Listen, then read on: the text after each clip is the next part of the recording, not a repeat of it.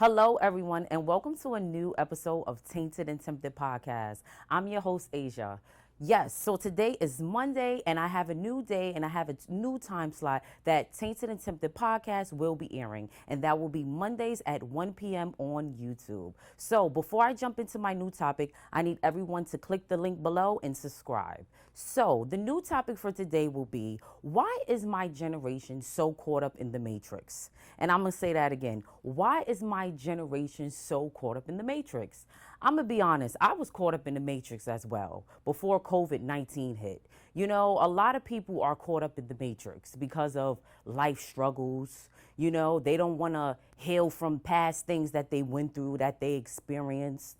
It could also be the fast life. You know, people are addicted to just getting fast money and they don't want to, get careers and move in that aspect to just, get a better lifestyle living. You know, people are just content with that fast money. It can also be due to social media. Social media always shows you a lifestyle that you could live without getting all that money or doing. You could just do something just to get put on. And some people want to go forward for that adventure. I mean, for that, aspect of life. Everybody, you need to understand why people are caught up in the matrix sometimes, why people are not aware of their whereabouts. You can't always quick to judge somebody because of this. You know what I'm saying? You don't know what they're battling with. You don't know what they're going through. So you need to be mindful about that. Like I said, I was caught up in the matrix as well. You know, I had a lot of things on my mind that I was set out to do, but it was just like before COVID-19 hit, this world was all over the place. Can I say? It was just like, oh my God, everybody was getting fake bodies. Everybody was doing nonsense, just dumb, ridiculous shit. And everybody was just on that wave, can I say? And then once COVID-19 hit, everything changed. It was something that was in this world, that was going on in this world that we couldn't change about it, that we couldn't fix. You know, it was just coming from left and right, boom, bam, bam. And so many people were hospitalized, so many people were dying, and it was just like, oh my God, so it was people that was next to us, people that was in our area. It was just blowing up.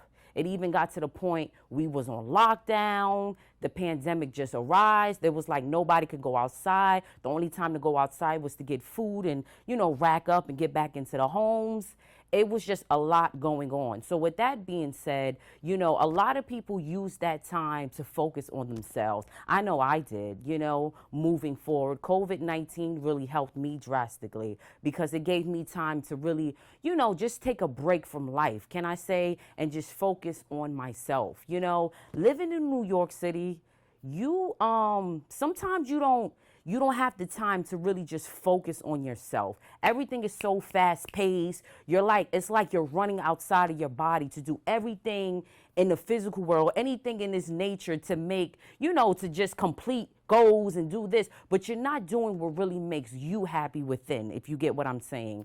And, like I said, this pandemic really helped me to just grasp Asia, to really just understand who I was, to get more into affirmations, manifestation, just different things to just, rewire my brain and just see a different way of life. And that is for a lot of people in my generation. Looking on my social media and my Instagram, I see a lot of people that are moving in this direction or even more. And it gives me hope and it gives me an insight that I'm moving on the right path within. But it's still a lot of people that didn't use this time for COVID-19 to just take a break from the world. Some people just used it to get their stimulus checks and do whatever in this nature they felt was right to do. This was their time to party and get right. And that wasn't me. That wasn't my intent. So I just want to say, some people in life focus cannot be as clear as your own. And sometimes you don't need to judge somebody based off that. And that's where I'm trying to get at with. COVID-19 is still going on to this day. It's still being many people hospitalized, still many people dying. And I really just don't understand why they are allowing people to go back outdoors. It's just once we started going outdoors, that's when the numbers started rising even more.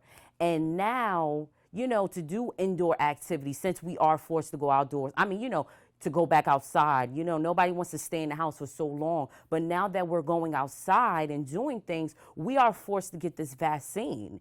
And this vaccine is not looking too good because it's a lot of stories of patients dying while on the vaccine, or there's a lot of stories of people dying just in general with the vaccine or without it. And it doesn't make any sense to me. Why are we being forced to take a vaccine? How can you tell me that this vaccine is okay with my body? You don't know my body. You don't know how my body is going to react to this vaccine. So automatically I have to take it because of it's something forced now. It's something in order for me to make money in my career. I have to take a vaccine. And this is not proper. This is not proper protocol. This is not a proper way to go about it. I'm trying to figure out a good word to say it, but this is just shocking to me. This is not fair. And it's like, I don't know where New York, because I'm residing in New York. I don't know where New York is heading. Can I say it's like, I haven't took the vaccine. I'm really standing forward towards that. I don't want to take the vaccine, but it's give and take, even with starting college and much more. In order to be on campus, you need the vaccine. If you're taking classes online via Zoom, you're okay. But eventually you're going to want to be on campus. You're going to want to interact with others and students and professors and things in that nature. So it's going to lead to that. And it's just a lot of things going down. Now, I also want to touch base on how a lot of killings have happened since COVID-19 hit. And a lot of killings were happening before. And when I say killings of African Americans, okay? Because when it comes down to our killings, or not even murders, and this sounds horrible, but I'm just going to say it. When it comes down to our murderers and our stories, it's always swept under the rug. It's never talked about the way it was. It's never broadcasted the way it needs to be. They always make it seem like it's our fault, the reason why this happened to us. It's our fault why the police officers killed us. It's our fault. You get what I'm saying? And it doesn't make any sense. So, after the killings of Breonna Taylor, Ahmaud Arbery, George Floyd, that was one of the all of them was the biggest ones, but that was the biggest one because we were able to see this on TV. And thank you so much for the person that recorded that whole video, that whole situation, because if that wasn't recorded, we would have never got justice, So, after those killings, and it was many more killings too that happened on lockdown during this pandemic, but those three really stood out. And when those happened, I really felt in my heart, maybe we will get some kind of change, maybe things will start uplifting in this world. Maybe Black people will start, African Americans, we will start getting the recognition that we deserve. Things will be so much better for us. But no, it's still a process. It's still a battle. And honestly, it got worse. Can I say, people are noticing now. I would have to say people in general are more aware of their whereabouts. I know I am 24/7.